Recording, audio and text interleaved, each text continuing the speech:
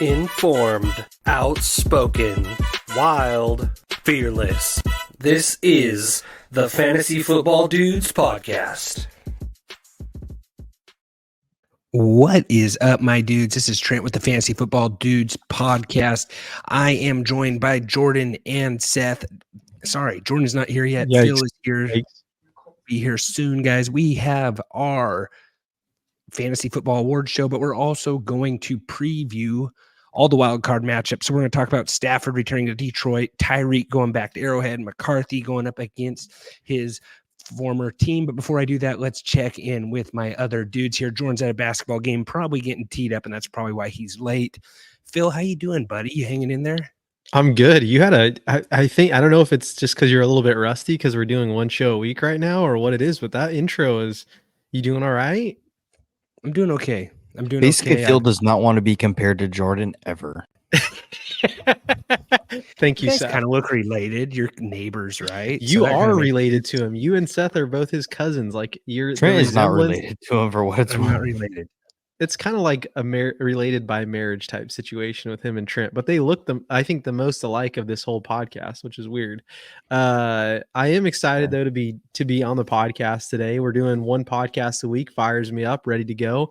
Looking forward to these games. Unfortunately, Washington did lose. Although Trent and Seth were both wrong that I was rooting for Washington against Texas, I was in fact rooting against Michigan and rooting for UW. And a little bit of a heartbreaking situation there for UW. Really, the state of Washington is essentially in shambles right now. And I don't mean to get right into this, Trent, but this is essentially a memorial pod for our good friend Pete Carroll for Seth and I. So, state of Washington, city of Seattle, really struggling the last couple of days. They're drowning Losing right national now. championship. Yeah, it's underwater, literally underwater with tears. The tears of the people. Tears of the and rain city. mixed.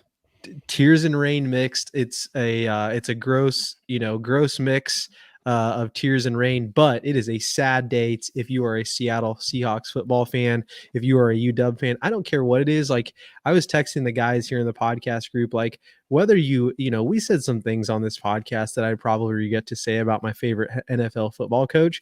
I definitely said some things. Seth, I think you could evaluate some of the statements that you made about our good guy, Pete Carroll. But I think as we look back on that relationship, he kind of feels like that Michael Scott, that promo where Michael Scott is listening to that "Goodbye, my lover, goodbye, my friend," just over and over again. And that's kind of how I feel right now.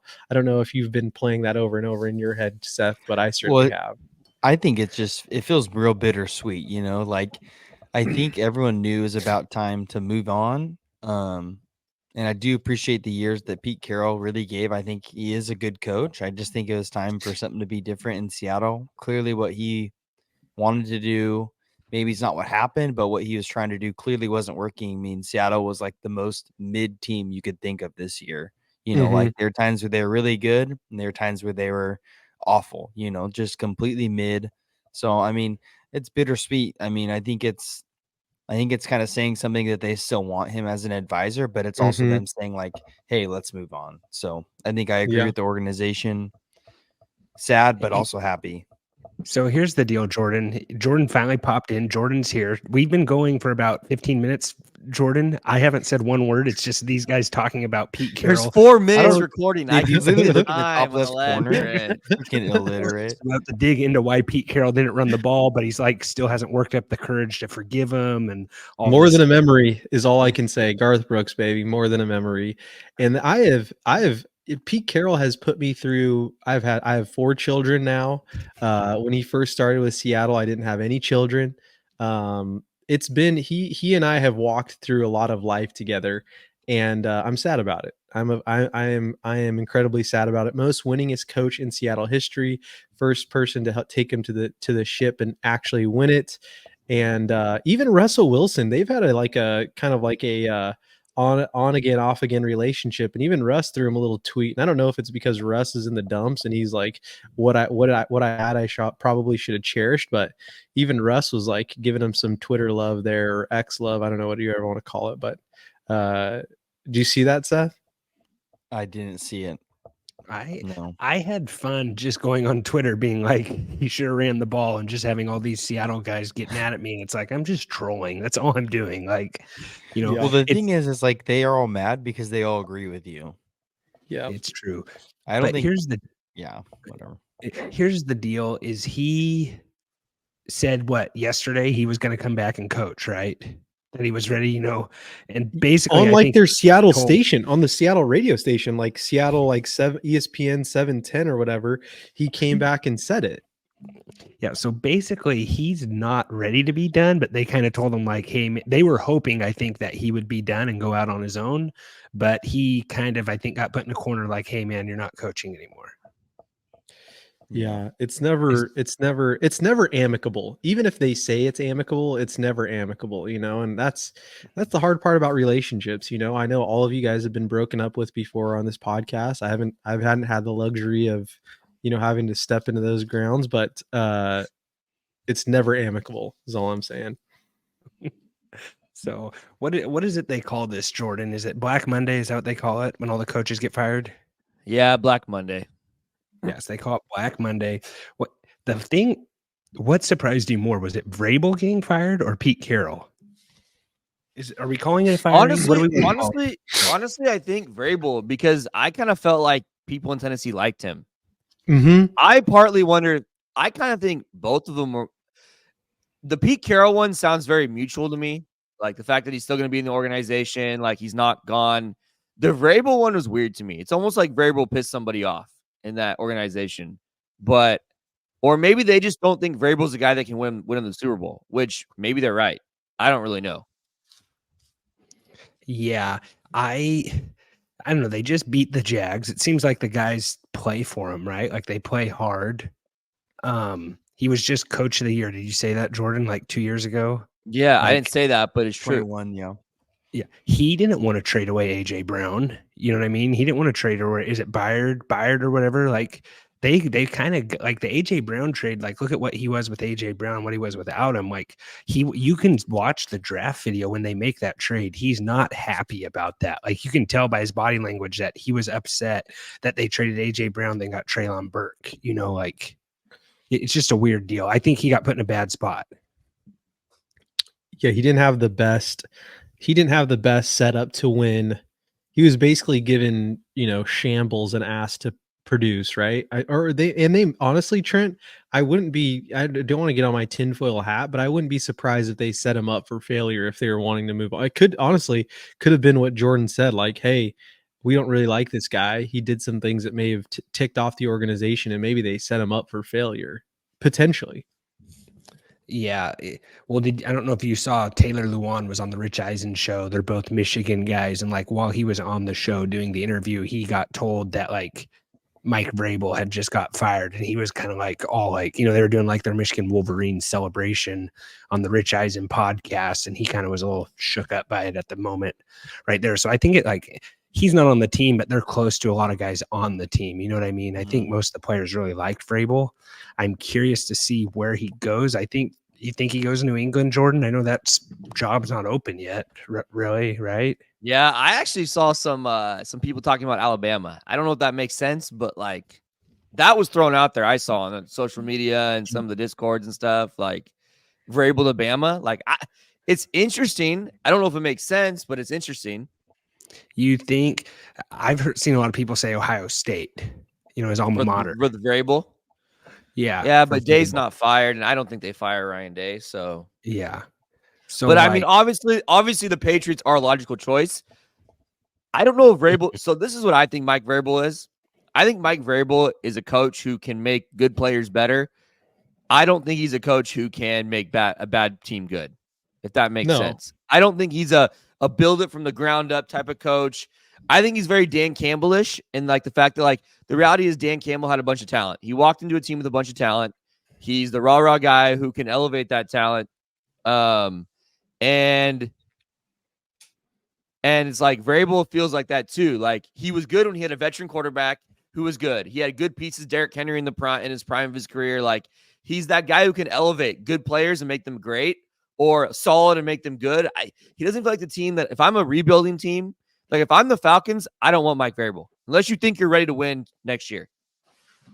So if I'm the Seahawks, I might want Mike Vrabel because I think the pieces are there. You know, like if you think the pieces are there and all you're missing is the coach, then I think Vrabel's your guy. If the Patriots are going to have a new quarterback, they're rebuilding, it's not the right fit. It's going to be bad there. I agree with you, Jordan. What do you think about Dan Quinn to Seattle, though? That's the one that I think is going to happen. I think he goes to Seattle. He's a defensive-minded coach. I think Seattle likes defensive-minded coaches. I think as much as Pete Carroll liked to have his hand in the offense, like he thought more defensively. Maybe I'm wrong, Seth. You can correct me if I'm wrong, but he always had a defensive mindset. When I always like watched him, heard him talk, like he was very much a defensive guy. Look at the Legion of Boom, what he put together there. I think he could work out. I don't know. It doesn't excite me. I'd much rather have Vrabel than I would have him. But I don't know. Quinn took a Falcons team to the Super Bowl, and he's made the Cowboys defense, pretty dominant the last 2 years. Like, I think he's going to be a head coach. Let me just ask you a question I asked on Twitter. And even a wild card for Vrabel, we'll get off Vrabel. Like I said, we're going over, just coaching carousel, wild card preview, Saturday games, Sunday games, and then we're going to finish this show up with our fantasy awards, guys. Today's show is brought to you by Sleeper, the dude's favorite place to play fantasy football. Head over to Sleeper, enter promo code DUDES100. They'll match you up to $100, guys. It's just a great place to play fantasy football, and it really is. It's a great app for all kinds of other stuff. The dynamic payouts, it's really a good place. You got to go check that out. Can I pitch something? Oh, go ahead. Yeah, no, pitch what you're going to pitch. What you're going to say is going to be far more important, but let me just pitch this. Who is someone who has fallen from grace, but who could basically rise from the ashes like a phoenix, who was at one point an elite college football coach, had a terrible run in the NFL that you could see taking over Alabama for at least a year or two? He's not. Who are you talking about? Urban Meyer, baby. You think Urban goes to Alabama? There is I would not. Zero chance. No, There's zero chance. I would not be shocked. I would not be shocked if he's fielding text messages right now from people saying like, "Hey, are you going to be in Alabama?" If Urban Meyer, I can't even say this. I will do 2 hot chips if Urban Meyer goes to Bama. Now we're all praying for Urban Meyer. Yeah, we're all praying for that now. Look up the betting line. Look up the betting line for Urban Meyer at Bama right now. They have that out there. I saw it out there. I don't know if it's. Let me see. Like, I don't know what book had that. Hold on. You guys keep talking, and I'll pull it up. Is Urban Meyer a good enough NIL type coach, though, Phil? What do you know what I'm saying? Is he a good enough coach for NIL? I think he can be. I think he can't. I mean, dude, look at the relationships that he managed in Florida. Like, the guy was sliding crime underneath the rug. Like, I'm pretty sure he can manage NIL deals. Good point. Like, he literally knows how to manage college football players and get them what they need and what they want. Like, it would not shock me if he's able to manage NIL version. I mean, yes, it's a different scenario than when he was coaching college football several years ago, but he thrives in college football. Like, it wouldn't shock me if he's, like I said, fielding phone calls. And I think it's I don't know. I think it's possible. What are the odds, Jordan? Urban Meyer is 10-1. So I mean, that's not the best. Yeah, I didn't. But Derek Dooley is also 14-1, and we don't know how So are you still throwing the 2 hot chips? Are you in your mouth? No, it's too late. I'm not saying 2. I didn't mean 2. I meant like I'll add another bet, like another hot chip, one hot chip bet. I think we clearly said 2 chips. No. You clearly said 2. No, I said 2. Like, because I kind of think I might lose the Niner bet, so I'll do a second one if Urban Meyer. Okay. That's kind of. I'll be honest. I'm very worried about the first one, but if Urban Meyer is the head coach, I will do another hot chip. So I have 2 hot chips on the line right now, and you can't do the same day. For what it's worth, those chips are banned. They don't sell them anymore, so I don't know how I'm going to get 2, but we'll figure it out. Did they ban them? No. There was a guy in my fantasy team. They don't sell them anymore. You have to buy them off eBay. You have to buy it off eBay and stuff and Amazon. Third party. Perfect. Even more bootleg. I can't wait for you to eat them. That might kill you, man. But What are you saying, So Jordan? 10-1. No, Are you eating your words a little bit? Are you eating crow? No, because I think Dan Lanning's like a lock for the job if he wants it. So All right. Do you think it's that much better of a job though than Oregon? Like, I guess you get a lot of money, but like you got all that Nike money, West Coast, you could kind of dominate. Like, I guess Bama could just write him a blank check.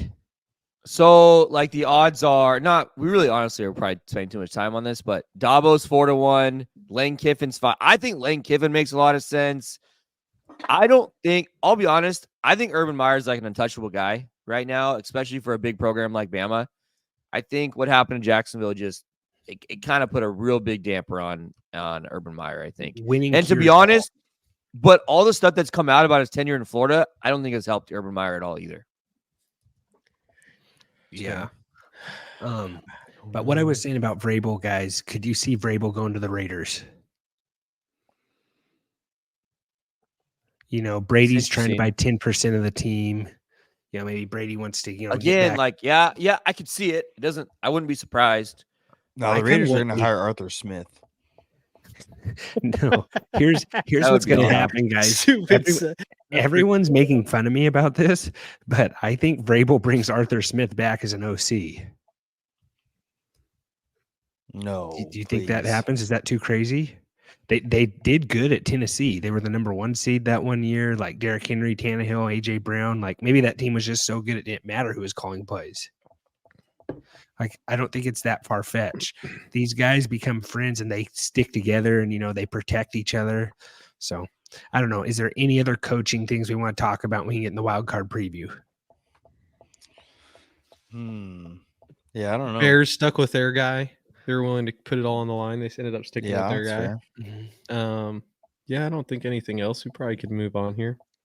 Alrighty, let's hop into our wild card preview, guys, which is brought to you by our friends over at Manscaped. Guys, head over to Manscaped, enter promo code DUDES20. Go ahead out check out that new lawnmower, ultra super smooth. Throw in a pair of boxers with it while you're at it. Promo code DUDES20, 20% off your whole entire order, guys. Manscaped, great friends of the pod. They won't let you down. I will keep that promo nice and short the way they like it. Saturday games, guys. We got the Houston Texans hosting the Cleveland Browns. Fun fact, Joe Flacco has won more wild card playoff games, I think, than any other quarterback. I think that was the stat I saw. So he's going in there again. Cleveland, you want me to give you the lines real quick too, Trent? Yeah, give us the lines, Phil. Yeah, the current spread right now is 2.5. Cleveland is favored, and the total right now is 44.5. So Cleveland is currently favored by 2.5. That's an interesting stat there, though, Trent. Yeah. So what are we thinking here? Like, I think Stroud has a really nice play on Sleeper right now. I believe he's discounted at 195 yards if you want to do a dynamic play out. So you might want to go check that out, guys. He is at 195.5 yards over under for the Saturday game. Tough defense, though. But you can pair that up with something else and you'll get a nice little $10 play right there. And you just got to find one other thing to hit. And there you go. It's that simple. Like, is there anything you like in this game, Jordan? Are you going to stick with the Stroud side, or are you going to just stay away altogether on DFS plays? Yeah, be honest, I haven't looked at this slate a ton just because I knew we were only going to spend a few minutes on this. So I haven't looked at the DraftKings pricing, if I'm being honest with you guys. So I can't really. My lean though, this is the first game on Saturday, right? Yeah. Mm-hmm. Yes, it is. My lean is that I kind of like the Browns maybe more than the Texans. I kind of agree with that line. I think I'll lean the Browns passing game. But what was Stroud's discounted number? Was what you said? 195.5. Yeah, I think he gets there just based on volume alone. I have a hard time him not getting 200. And honestly, if they go down like I think they will, I think they're gonna have a hard time running the ball here. So I think they're gonna have to throw the ball. Yeah, I don't love to pick on this Browns defense. I haven't all year, but like I think maybe like Nico Collins is probably fine just based on volume. Stroud just based on volume. I like the Stroud discounted number probably is good. On the Brown side, Njoku's at 55.5 is his line. Yeah, but Cooper is back, so it does worry me. Just those lines are a little bit juiced, I think, maybe just because Cooper didn't play, right? So I'd have to look in more into that. Like, what's Cooper's line? Cooper's line is 72.5. That like feels that one. that feels lower to me than like the Njoku line, just because like tight end, like that's a high tight end line. I mean, it's not a horrible tight end line, but like I don't know, the Cooper one feels a little light to me, just because I feel like the Texans can be beat like through the air. I don't know. Mhm. They also got chewed up on the ground last week too by Jonathan Taylor. So like, what's Ford's rushing number? Ford is at 43.5 rushing yards. I kind of Yeah. like that. That seems low to me. What about his receiving yards at 16.5, Jordan? I'd have to look more into what they're giving up to like receiving backs and stuff. Yeah, for a 3.14 multiplier, you can take Kareem Hunt anytime touchdown. That's not You a know. horrible one either.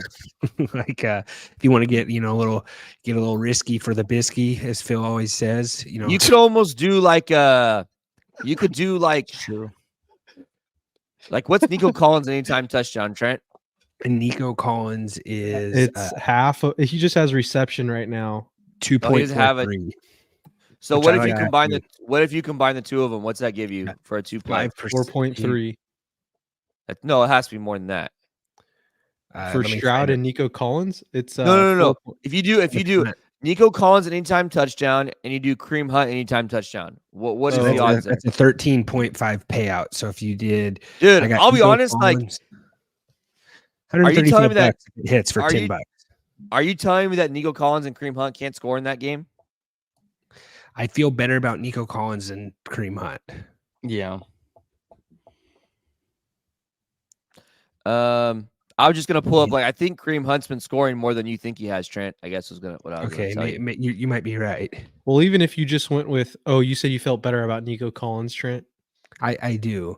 Kareem Hunt didn't score versus the Bengals, but he did score versus the Jets and the Houston Texans. So Kareem Hunt has teams played each other. scored. He scored 3 of his. I'm not even going to count the Bengals game because I don't even think he played. Yeah. So he scored outside of the Bengals game. He scored 3 out of his last 4 games. He has 9 touchdowns on the year, 9 rushing touchdowns, and 9 touchdowns on the year. Trent, that's a lot more than you probably thought, huh? It is more than I thought. Last time these guys played was 3 weeks ago. The Browns won, but CJ Stroud did not play, correct? So we're going to see Stroud. Texans kind of crazy how they're here. The Colts, you got to feel bad for them. They threw their third string running back out there to catch a pass for whatever reason, and he just, dropped it. Crazy. Poor guy. For what it's worth, in that other game, that Nico Collins Kareem Hunt touchdown parlay would have hit. Okay. Ooh. They both scored in that game. Jordan, I'm riding with you. I'm going Stroud over, Kareem Hunt over. No, and Phil, he's not in it yet, Phil. You tell him to ride with you. You tell him to saddle up, Yeah, Wait, Phil, what are you making playing? the bet first? He's What are riding you with playing? you. I don't even know I'm what playing. you're playing. No, but Nico Collins receiving. He doesn't have any time. It's just receiving touchdown. Trent said he has anytime touchdown. No, he doesn't. reception touchdown. Yeah, That's what reception. Seth said. It's reception touchdown. Well, okay, the guy's not okay. He's gonna score a rushing touchdown now that I say that, but like he's not scoring a rushing touchdown. Hey, if this doesn't go, you owe me $5. I'm submitting this entry. Okay. All right. So, hey, Jordan, what's our Submitted. totals from the year? Oh Before we yeah. get- So we're a little bit pickle, guys. I'm not gonna lie. We got some decisions to make here. I won, huh? Let's go.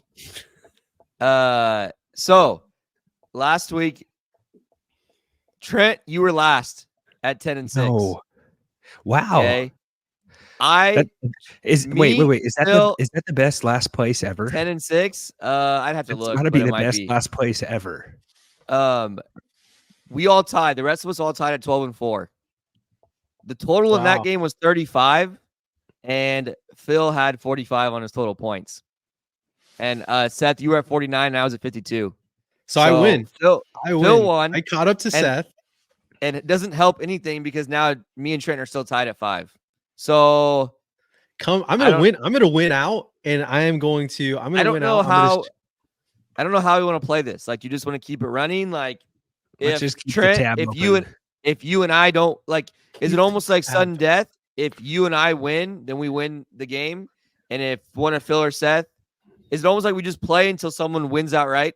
Is that what you do? We honestly should probably fill out an NFL playoff bracket, and that's the winner, right? Do you think that's the best way? Or should we just do it should sudden be death? just between you two. Then I honestly think that we should just play these next 2 weeks out because there's gonna be 6 games on each weekend, right? Yeah. Now, Okay. if you and I win this week, then that's the winner, I think. If one of Okay. Phil or Seth wins, then there's a 3-way tie for first going into the divisional round. Yeah, but then if it's a 4-way tie, ooh, even better. It's not. Yeah, we'll have to figure that out later. Yeah. Well, when we get there, we'll get there. All right. I'm going to say Browns win this game. Is anyone going to go Texans? CJ Stroud, he's the future. Jordan thought he was MVP for a long time. Stop. Stupid. Oh my gosh. Man, Jordan, I will say though, like ever since you said you made that video about CJ Stroud not being the MVP because the Jaguars wouldn't win the Texans wouldn't win the division, like your team just went straight. I forgot about that. I forgot I said they that. went like, yeah, like people were going off on you pretty hard on Instagram, and I'm like, what is going on here? And I'm like, oh, this is from a while ago. So people redid the. Oh, I forgot about that. Some guy named it. It's Lit, Matthew Lopez, I think's his name, said like this did not age well, buddy. Oh I'm gonna man, keep my mouth shut. All right, I'm All right. going Browns. Who else? What we I got? went Browns. I got Seth? Browns too. I wish I could get different here, but I want to go Texans, but I'm gonna go Browns. Here's the thing, though. Like Flacco wins all these wild card games. Like the guy's, he's locked and loaded, man. I told somebody at work that Flacco's fun to watch, and he said, "How is he fun to watch? He just stands there like a statue and does nothing." I'm like, he's fun to watch. I don't know. Name shame him. Dox him right now. Who I is can't it? name shame him. Give us I your can't. address. Give us their address. Put it live on the pod. No. He was probably looking at himself in the mirror and he said that just so he could have Like, content dude, the for guy's a pod. dad. You're a dad. Like, you're telling me you wouldn't leave what you're doing right now to go throw the pigskin? Like, come on, that's a ton of fun. Anyways, great story. Next game. What do we got next, Phil? Yep. We have the Dolphins at the Chiefs. Current total right now is 44. Kansas City is currently favored by 4.5. Got a little bit of a revenge game here. I know Jordan likes that. You know, Tyreek Hill Reek. going back to peace out Arrowhead one more time. You think we comes out on top here? Or you think this is all Mahomes? They're saying this might be the coldest playoff game ever. Doesn't fare well for Miami if that's true. yeah. Man, Kansas City favored by 5. That's a little bit more than I thought it was going to be. Has to be a weather thing. Has to be weather. Has to be. The total is only 43.5 though, so that's interesting. This is what they're going to do. If it's snowing, they're going to just hand the ball off to Tyreek. But I think this is an A-Chain Mostert game. Like I think these guys. I was just kind of A-Chain's going to get the ball. A-Chain will get the ball. We might get How bad's the Claypool. weather gonna be? It's bad. No, Like Phil, have you snow? seen the Claypool curse? I said do that. No, you didn't. It's like teams once they acquire Claypool, like Just lose head to the all their dumpster. games, and then like once they trade him, they start winning. Like once the Bears traded him, they started Oh, winning. they started winning. And like the Wow. Steelers, like, losing. Yeah, it's a real deal. Like the Claypool curse. So Seth, I don't know if you look, it's 5 degrees, the wind chill of -10. Wow. Phil, do you Okay, know no who wonder the why the last tickets pass- are like less than $100. Yeah, because no one's We should gonna all want to go. go. It's like $66 on average. Yeah, That's for a Chiefs playoff game at Arrowhead. wonder, that's like, you're insane. wearing It's as low as thermals. 66, yeah. Let's just describe what you're wearing. You're wearing thermals. You're double socking it. I think you got to wear boots. Or you might be triple socking it, bro. You might be triple socking it, and then if you're this wearing is me, mittens. I'm wearing like 2 sweatshirts and 2 jackets. Like I'm figuring out a way as many layers of clothing on me as possible. And you're wearing a beanie with like 3 hoodies over that. don't lie, Seth. You're going bare chest so you can get on TV. Oh, I'll go bare chest for like a solid 2 minutes just to get a airtime, and then I'll. Well, you do the those stuff back cold on. plunges. Yeah, you are a I cold don't do plunger. that. I do wish I could Oh, do that, but I he don't. does have a cold plunger, but that's a wholly entirely different story. Seth That's a announced the prop. wrestling match today. They brought him Let's in. clap as it up the- for that. Let's clap it up let's for clap that. it up. You know, he Yeah, I didn't. did. He didn't even The- tell us. The Yahoos from last year got fired, apparently. Yes. Yes.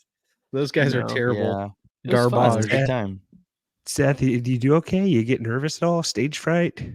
Be honest. No, I wasn't nervous at all. I actually made a good joke that made everyone laugh pretty good, so it was pretty funny. Let's hear it.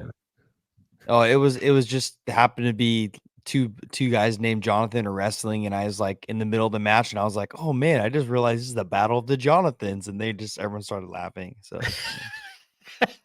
I think that's the type of He commentary needed. realized the mic was on. It was supposed to be off when he said that. He does that but a I lot on almost this did pod leave it too. on when I was like, it was a really match I was invested in. I almost like was like saying advice like in the mic, and I was like, I gotta turn this off. Which would be bad for everyone. Yeah. Bad for everyone because I don't know what I'm talking about. Get the bleep button ready. Mhm. I got the Chiefs winning this game. Stub my toe, I Dolphins. promise. I'm going Dolphins. I'm riding with Miami. I'm going Fins. I want an A-chain game. I want Mostert. Trent, I don't think A-Chain's ever played in a game this cold. The guy went to Texas A&M. Oh no, I understand, but you don't Playing think the the cold makes you SEC, run like- faster? It's hard when you are not used to the cold, Trent. It's true. It's a huge advantage for the Chiefs, the cold. The guy is from Missouri City, Texas. He's literally lived in Texas his whole entire life. Phil told me Tua played some snow games in high school, and I told him he's from Hawaii, and then he I think got mixed up with someone else. And he You're actually right, went Jordan. to high school in It's not even California, the so- snow. Yes. It's how Thank you, cold it's Seth. gonna This be. guy is. Yeah, you're right, Jordan. I'm going Chiefs. I can't go with Tua, a Hawaiian. Dang you know, it. Dang it. I love dang the it. poi pounder. And Dude, Trent, go, you are so spineless, man. You know what? I'm gonna exhausts ride me. with you, Phil. I'll ride with you, Phil. Let's do it. Miami? What's up, Miami? baby? So you're switching Yeah. back. Hey, Okay. Seth, who you I'll going? go Miami. Yeah. I'm Be on a man, island with the Seth. Chiefs. Not the first time. Yeah, Seth's gonna be like, "Oh wow, both guys on this team." No, I'm just kidding. Sorry, it's not Please funny at all. just stop. You're getting. Oh man, you're getting into murky waters, my guy. All Yeah, right, and we're let's not even move to the on here. awards yet. We haven't got to the awards yet, and trust you me, there is some classy imagery on these awards, so prepare for that. All right, moving on here, we have the Pittsburgh Steelers at the Buffalo Bills. The current total right now is 36, and the spread right now has Buffalo favored by 10. Another low-scoring game here. Snow again. Yeah, that's what I was wondering. We got some weather. We got some weather stuff going on here. Buffalo's home, correct? Buffalo is home, sir. Yeah. Usually the team that has the better record and a higher seed will be at home, just as a quick heads up. I hate it when you're In right. every game that we'll go over. Again, Yeah, just as a luckily quick, it doesn't happen a lot, but yeah, I hate it when you're right. I it is going to be 26. It'll be 26, high at 43. So it's gonna feel pretty darn cold there in Buffalo. Yeah, I think Bills are on the roll. I think you got to It's go with them. supposed to but no- snow. Yeah, remember to check us out on YouTube, guys, at tffdudes. Give us that like and subscribe. I think that without Watt playing, Watt's for sure not playing, right? I No. don't know think yet. he is. Yeah. Their record without Watt is so much worse. Like Najee Harris had like the worst like good fantasy football season ever for running back. Like he had 1,000 yards rushing, and like you can't even tell. I'm going Bills. I think they're too hot right now. Maybe Yeah. Stephon Diggs gets involved finally. This is Yeah, the I'm first going game on Bills. Sunday, right? First game on Sunday? Yes. 10 a.m. Yeah. Bills easy. Bills smash. Mafia tables are going to be breaking. How many tables are we going to break, Phil, if the Bills win the Super Bowl? I know It's you're gonna a be huge- wild. Be wild. Anything on the Steelers side? Like I'm looking at Sleeper here. I can look at Underdog too, but Sleeper has Najee Harris at 59.5. Mason Rudolph's No. playing quarterback, 157.5 passing yards. Pickens low maybe 38.5. That seems really low. That's like one catch for Pick- Pickens. Yeah. The problem is he might not even get one catch like last week. He So might not even get one Mhm. catch. You're right. You're right, guys. Our other favorite place, the best ball, playoff best ball. Jordan, I think we'll do one of those. Maybe we'll put a tweet out, and guys can join if they want to do it. That might be kind of fun. Do a best ball draft for playoffs. Head over to Underdog, guys. Promo code dudes. They will match you up to $100 for sure. Sometimes it's up to $500. I can promise you it's at least $100. Promo code dudes really helps us out. Get those playoff best ball drafts in. It's a lot of fun, and why not? We all, you have an opportunity to play more fantasy football right now. Take advantage of that, guys. Tis the season.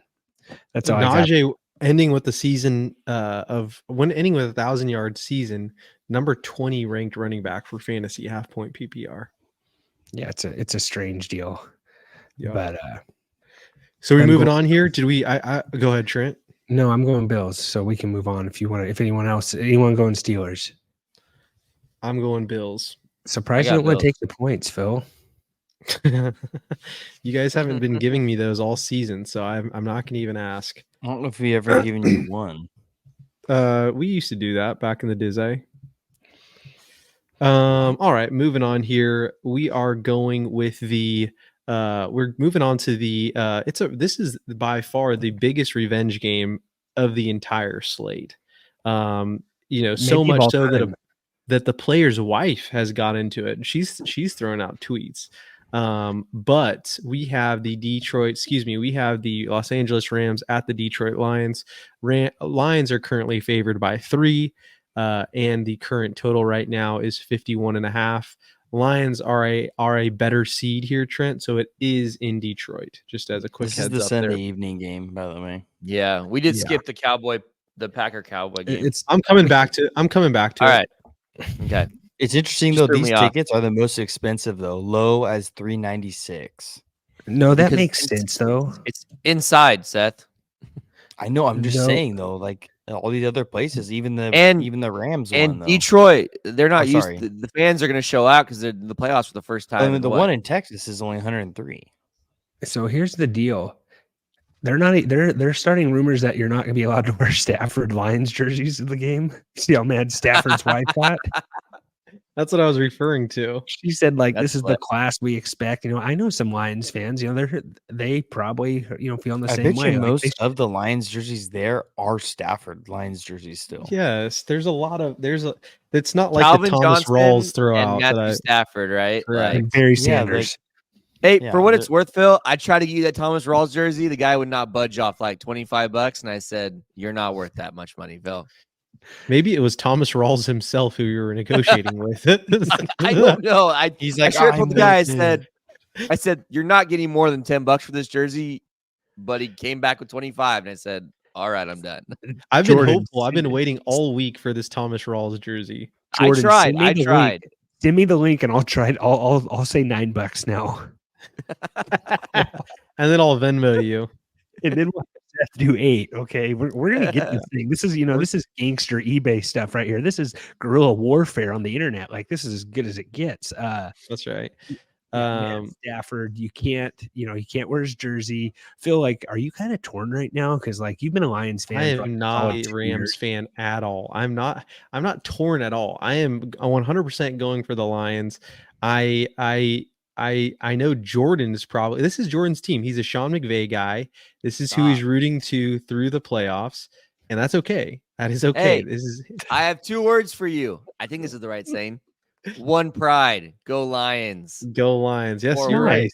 Right. Yeah, that is 2 words. I'm glad they taught you that in college. I was getting worried about what two words you're going to say to me after that. Yeah. Yeah. No, that's good. I don't IG. Hey, Lions fans, I get them taking this serious, not wearing the Stafford jerseys in there. If you look at the stats of these 2 guys, Stafford versus Jared Goff, they're almost identical, minus, one has a Super Bowl ring. From touchdowns to pass completions, everything. It's very similar since they've been gone. It's pretty neat. Since you've been gone.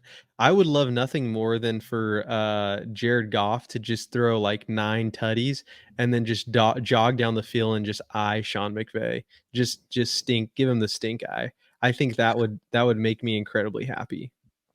This is a And you saw Jared Goff said that he still has that chip on his shoulder. He has something to prove. So like the Rams are hot though right now. Like they look really good. Kyron Williams, Puka, Cooper Kupp, they're firing on all cylinders. And this is, I don't know. I'm think, pulling Trent, for Goff. It's gonna be hard. I think this is the best fantasy game of the week. Yeah. Of all 6 games, like close spread, highest total of the week. It's going to be a fun game. I think we get both passing games kind of defensively kind of aren't good. So I think we get a back and forth game with the passing attacks. Really like this game a lot. I would imagine on the Sunday slate, this is the only 2 quarterbacks I would have on DraftKings. I'd maybe some Dak, but That's honestly, what I was wondering. I'm surprised you're not going with any Dak. Well, I mean, I guess I can pull up the pricing, but I'm gonna guess these 2 guys are cheaper than Dak, and in honestly probably better spots, just because I don't know. Like I the probably totals will have are very close, Jordan. The totals are but the spread. I think this game has a better chance of like shooting out, if that makes sense. Like it does, yeah, of like being like a close back and forth, like up and down game, where I could see the Cowboys winning by 2 touchdowns. Yeah. So for example, right here, Josh Allen's 8,000, Dak Prescott 76, then Stafford 6,500 and Goff 6,200. Oh, yeah. It's by far the 2 best like passing matchups.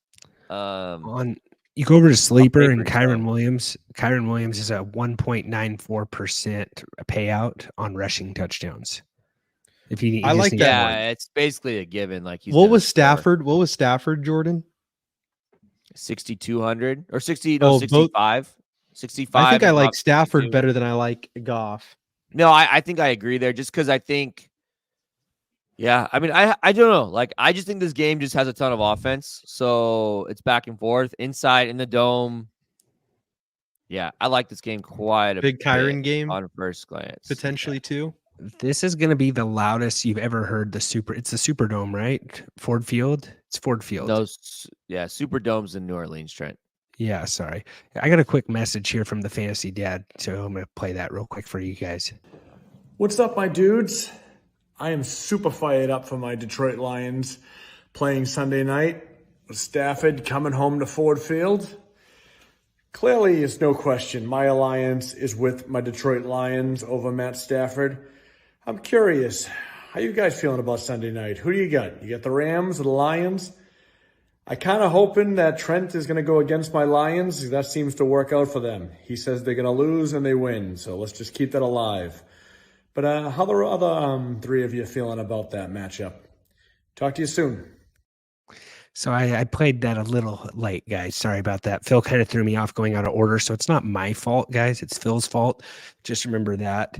You need to read that Jocko book on ownership, Trent. Right. Go ahead. I have nothing to say back to that other than I can't read. Anyways, Seth, what are you thinking here, man? You're still scoping out tickets? You thinking you're gonna go? What do you think? You going One Pride? Of course, man. I mean, the Rams are rivals with the Seahawks, man. I got to go with the Lions, man. I've been riding with the Lions the whole year. Gonna ride with them to the end. Let's go Lions. Lion Tamers. Jordan, what do you think? I got Lions. I already said One Pride. I'm going Lions. I'm going Lions, and I think there needs to be some betting odds on Dan Campbell crying whether they win or lose. I think it happens either way. They win, he cries. They lose, he cries. I think Campbell's crying regardless at the end of this game.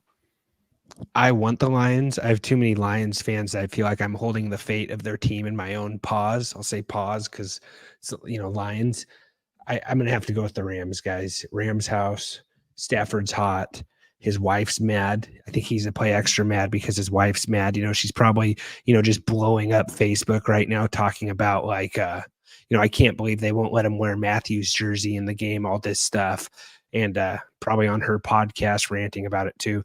I'm going to go Rams. I'll throw those guys, throw them a bone and do what they want me to do, but I'm going Rams. All right. All right, going back to this. Does that have enough of a spine for you, Phil? Is that good enough or no? Or should I just, No, I think I support you fully. I know you're a Sean McVay guy like Jordan. You guys are probably sending I each kind of other the same hair. Not at you have your hair is nowhere close to Sean McVay's. Are you kidding me right now? I style it like his. Look I on think that's the a buzz. Yeah, you know, Sean McVay has like puts gel in his hair. I don't even This is pomade that a listener of the pod gave us. Okay, Yeah, give a shout out. We need to give a shout out. If you're in the listener Bakersfield cuts hair. area, Yeah, Bakersfield, yeah. if you're Yeah, we in the have Phil Bakersfield listeners area, too, weird. guys. what? It's a weirdo who lives in the Bakersfield area. He'll know who he is. Yeah. So, anyways, guys, next game, Phil. All right. Next game here we have. This is Trent's game. This is another revenge game. Revenge game for McCarthy. We have the Green Bay Packers at the Dallas Cowboys. Dallas is currently favored by 7.5. Current total right now is 50.5. All right, let's jump into this one. Trent, actually, you know what? I'm gonna let Seth go. Seth, I want to hear your thoughts on this game. This is a McCarthy revenge game. I'm sure Trent's chomping at the bit to talk, but since he, threw some shade at me in the last segment, I'm gonna let you go first. What are your thoughts on this game? I think the Cowboys are just gonna destroy. I don't know about destroy, but I think they're gonna handle this team pretty easily. I don't think it's gonna be. Yeah, I don't think it's gonna be too much of a competition, but I mean, I think the Cowboys are just way better than the Packers, and who really knows? I mean, maybe the Packers really come out doing well. I just don't see them being better than the Cowboys. Like, I don't. They win this week, they definitely ain't winning the next week. Sorry about that, Seth, messing around on this thing. I was trying to make the layout a little bit better here on YouTube and kind of messed it up. So that's called extreme ownership, Phil. Extreme. Good. Also, Puka Nacua, he's on sale right now for 58.5 receiving yards. That's a pretty good play on Sleeper as well. Lock that one up. That might be better than the other one. I'm really excited about this game. I think the Packers have won the last 5 matchups versus the Cowboys. I think something like that. So I'm hoping things finally change. We should have Cowboys roll. Year. I sure hope so. It's definitely going to change. I'm trying not to be overconfident. I think CeeDee Lamb is the best wide receiver in the NFL right now playing. He's unstoppable. Like, he's averaging like 12 targets a game right now. I didn't do the average of his last game, but before that, it was 12 games of his last 5 games. He's just too hot right now, and Dak's just on a rhythm with him. So I think Cowboys frustrate Jordan Love, and they can stop the running game. I think they'll roll. That's what I think. Can they stop what's his name, the running back? Not AJ Dillon, the other guy. If they can contain who's the running back, Jordan? For Aaron Jones? Aaron Jones. If they can contain Jones, he's been playing solid lately, right? Last couple games. I think if they contain him. Yeah, he looks good. So I got Cowboys. I don't have much to add. CeeDee's a stud. Yeah. I think CeeDee's the X factor if they want to make a run this year. I think if the Cowboys lose this game, I think you can fire McCarthy. I think that's fair. You think so, Trent? I think so. I think the only thing that saves his job is if he loses, is if it's to the 49ers. And I think it's like the 49ers are good. And this is only his second year in Dallas, right? Second year, yeah. So third year in Dallas. Trent, I'm gonna say this. Mike Vrabel to the Cowboys. I didn't, if that happens, I didn't hate, or even if like Quinn leaves as a DC, maybe, I don't know. I think Vrabel would do. That's the type of team that he fits, right? Like a team who already has the established presences to go win a Super Bowl. Mm-hmm. If McCarthy loses. So, but I'm going Dallas. We going Dallas all the way across right there. Mm-hmm. Yeah. I got to get fancy at some point. Yeah, you're kind of a follower, man. Like, I've told you that before. Yeah, Phil, you're gonna have to pick an upset here. No, because I'm tied with Seth. We have to. You and Seth have took in the same 5 teams. So I know. I need to. I I mean, need to. Yeah, but you I guys are also gonna- but I also need to get the ones that are right. So I mean, you can Yeah. just is this Monday? Is this last game going to be the score break? The score. Yeah, we'll do go. the We'll go score Monday for Night the- Football. Is Did this the Seth? last You Monday went with Night the Fins. Seth, you went with the Fins. You went with yeah, I Dolphins. went to Dolphins. Yeah, Okay. Jordan, you didn't. You can't All go right. back and change it 20 minutes later. The thing do is that whatever I I think want. either Trent and I are going to win for what it's worth. Like, we'll see. All right.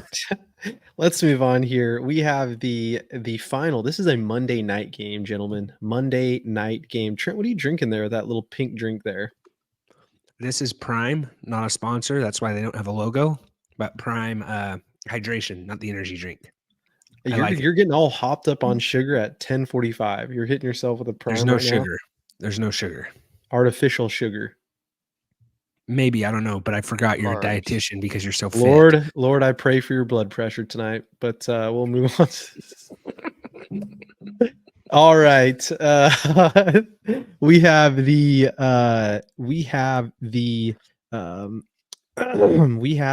excuse me. Say it like 9 more times, buddy. This one kind of confused me. We have the Eagles at the Bucks. The current total right now is 43.5, and Philadelphia is favored by 3. So I don't think you knew that. I just wanted to make it clear. This is one of those situations where it's a little bit different.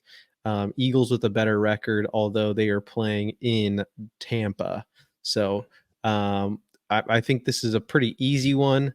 But let's talk about it. Eagles have lost 5 out of their last 6. They've only won 1 game since Big Dom got kicked off the sidelines. Like I said, he was pulling all the strings over there, making the ship, making the plane land every week. They're doing the exact opposite of what it looks like to peak at the right time. Is Sirianni, can he get fired if they lose this game? Yeah. Yeah, they can. You're saying, yeah, he can, or yeah, they can. They can fire him. Yeah, because I don't know. Eagles fans are crazy. I think Eagles fans are the craziest fans in the NFL, like crazier than So- Raiders fans. And they're chirping at him. Yeah. To me, this total seemed really low, and so I did some research. Does this seem low to you guys as well? I would assume. I mean, 2 of the worst.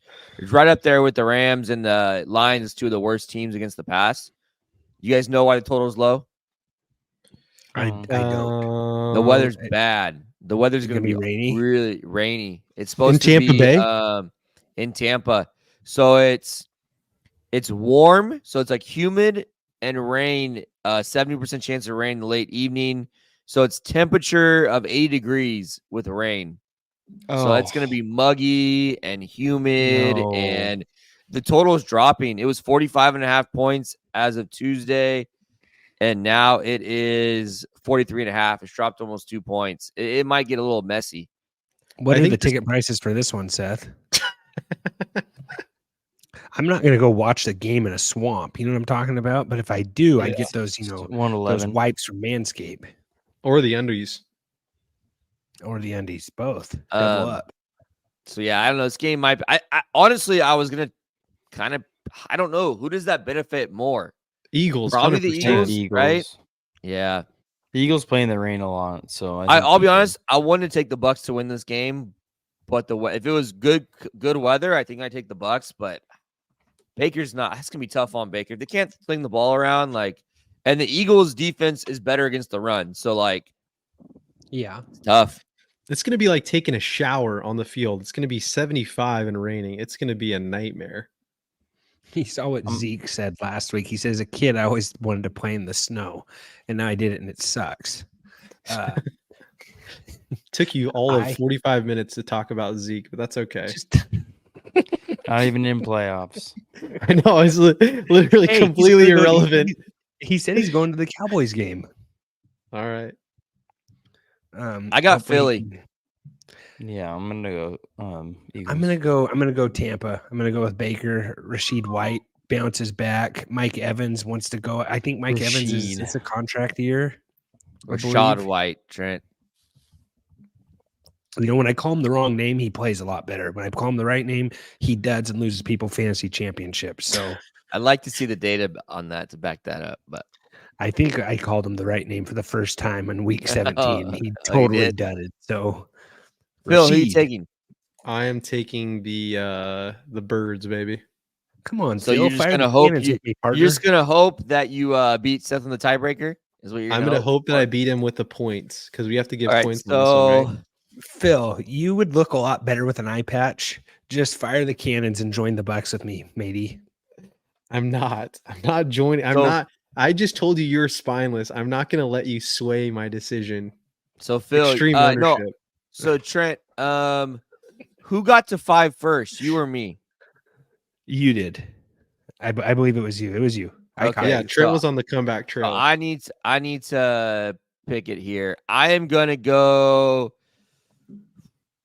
Jeez, this is scary. It's just scary because the weather could change at a moment's notice, and it's just like It could be clear days too. It could be just. I don't think calm people I'm want to gonna hear go- you describe your point total. Just say what it is.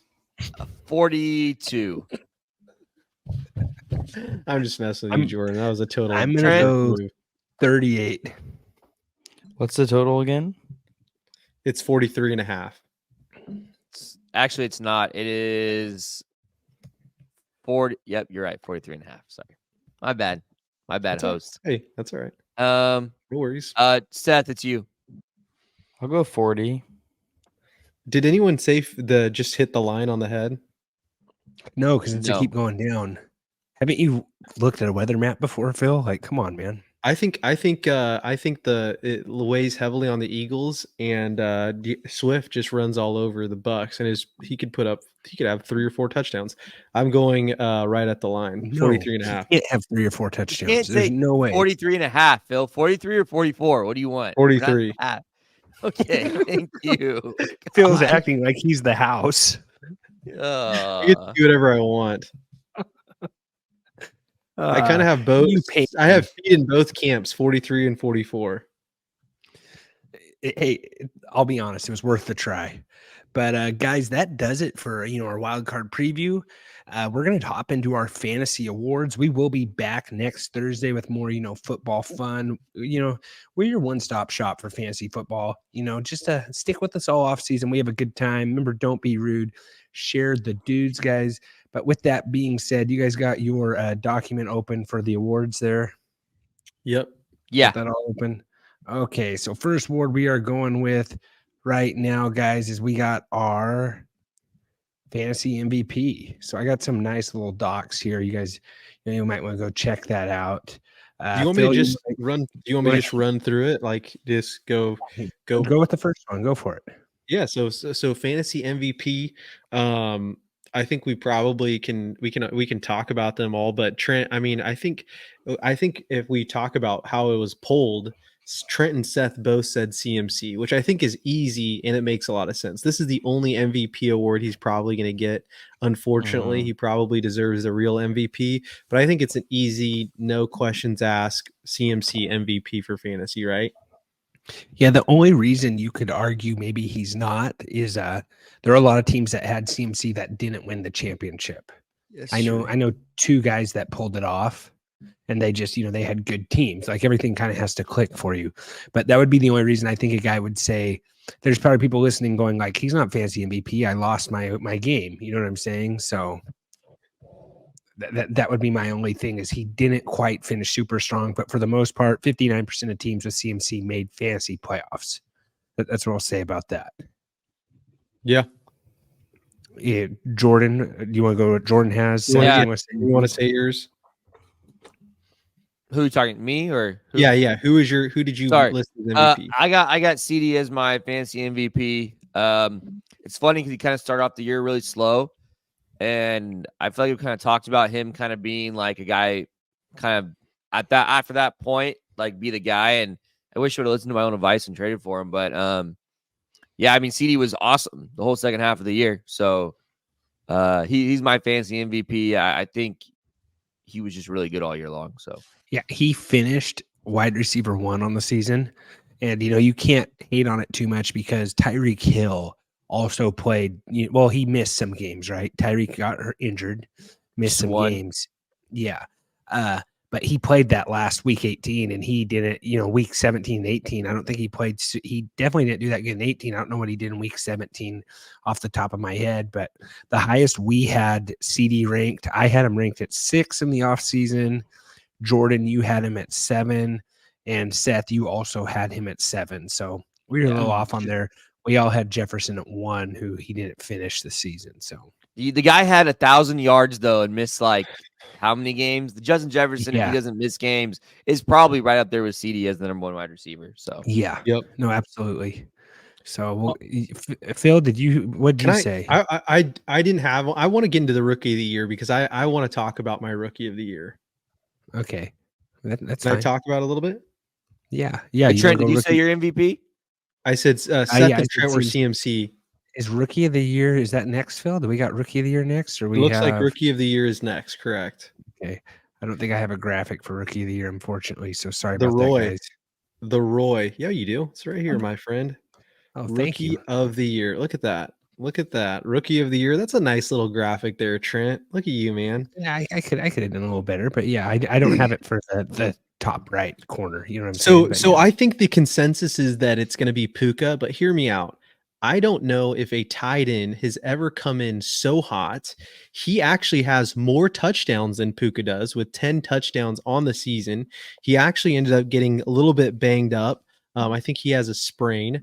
He ended up being a total overall half-point PPR, number 49, number 1 tight end for fantasy football. He is a rook.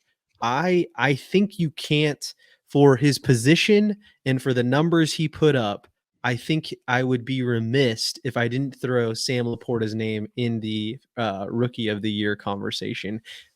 Tight end, touchdowns, just a wild season. I called it. I don't know if you guys remember. I called it. I was the guy who said, hey, this guy's going to be money coming out of Iowa. Like, I don't think that. I think there's a conversation to be had about him being the rookie of the year. I know you guys are going to say Puka left and right, but like, come on, Laporta came out and just balled out. With a stacked offense, Puka had Cooper Kupp injured the majority of the season, right? So if Laporta is in a different offense with not as many weapons, he may actually put up bigger numbers than Puka. That's all I'm saying. My only counter to that is I have Laporta for an award later on, and I decided to have Laporta for that award and have someone else for this award, and it's not Puka. Okay. Well, let's go to the consensus, and then Seth and Trent both said Puka, and then we'll move over to Jordan, because I was frankly shocked at Jordan's rookie of the year, to be quite honest. I was shocked too. I was shocked.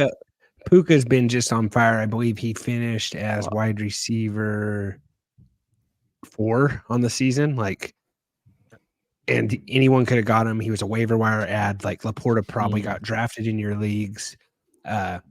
Puka just completely out of nowhere is why I have him as rookie of the year. Seth, what do you think of Puka? Puka's. I talked about this last week. I think you can completely replace him for Cooper Kupp in 2024 drafts. Like, I think he should be, if not maybe the first Ram taken off the board on 2024 redraft, maybe followed by Kyron.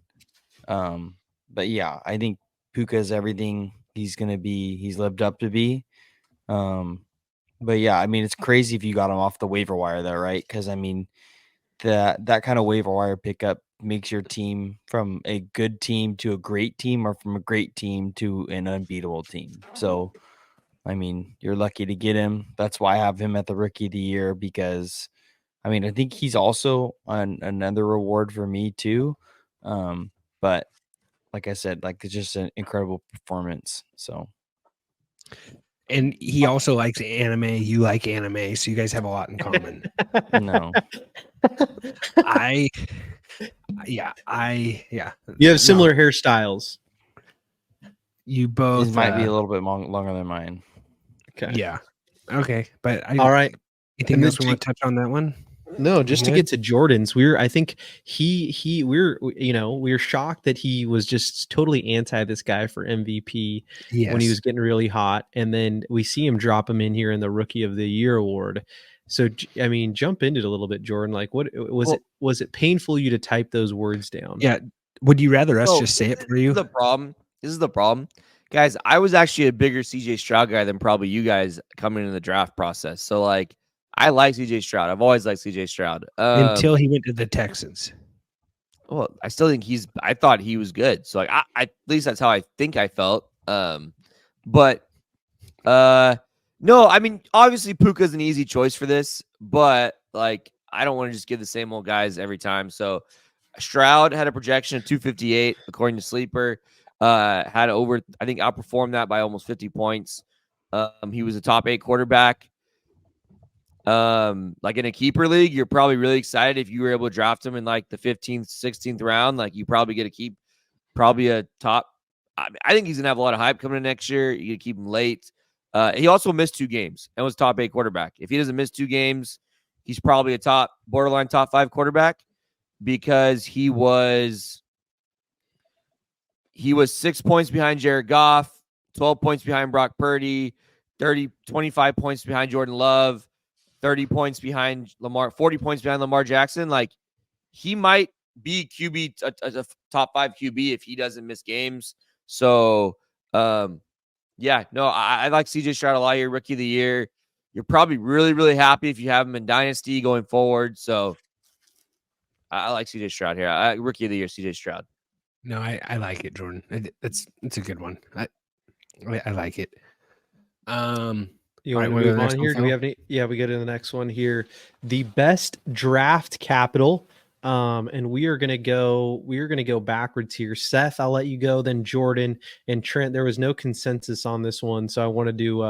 Let's just go, Seth. You can go first here. Yeah. So if I look at all of our rankings here, none of us have Brock Purdy in the top. So let me see. Is this me? Yeah, I have Brock Purdy at 22. I don't even know if Jordan even had him listed. At the time of our ranking, to Trent be had him at fair, 23. yeah. To be fair, at the time of our ranking, we weren't sure exactly. I think we thought Yeah. he was coming back, but we weren't Jordan sure if has he was Lance coming on this time. here. So yeah, there you go. Jordan had Lance on there. Yeah, Jordan had Lance on at 17. Okay, yeah, because this was early July when we did our ranking. So Yes, this is a while back. But anyways, so a bunch of us had him outside the top 20. Jordan didn't even have him listed. Granted, we didn't know if he'd play or not with his UCL injury. But to finish at quarterback, where is he? 6. To finish at quarterback 6 and being ranked outside consensus. I mean, I want to say we kind of fit around that, like the general area, and play that high. I think it's awesome. Like you put up the consistent numbers. You're happy where you had the guy because you had him for every game. He was consistent for 15 plus points every week, outside of 1 or 2 bad weeks, which quarterbacks have. Everyone has bad weeks. But if you get consistently 15 plus points from your quarterback, like you're pretty happy about that. And then every once in a while, there's a bigger spike. And I think that's a good backbone to have, especially if you draft a guy who's like the 12th quarterback off the board. So that's just saying something. Okay. All right. Yeah. I'm good with that. No, like, yeah, we all missed on him, right? Like, yeah. Wasn't I think good, we might have so. missed on the offense maybe a little bit more than just him, I think, too. Yeah, because I was kind of low on Debo also. We were all up there on CMC, maybe a little too low on Kittle too.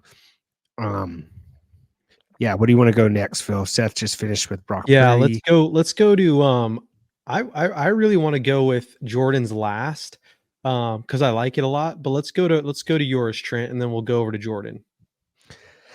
I went with Raheem Mostert. I think it just made like you got him late in drafts. Like honestly, next year just draft Dolphins running backs, outside the 11th round, and maybe something happens with how Mike McDaniel uses him. I do think A-Chain's kind of going to be the guy, but seems like he's kind of like a Ferrari and kind of gets banged up a little bit. You got to keep him nice and fine-tuned.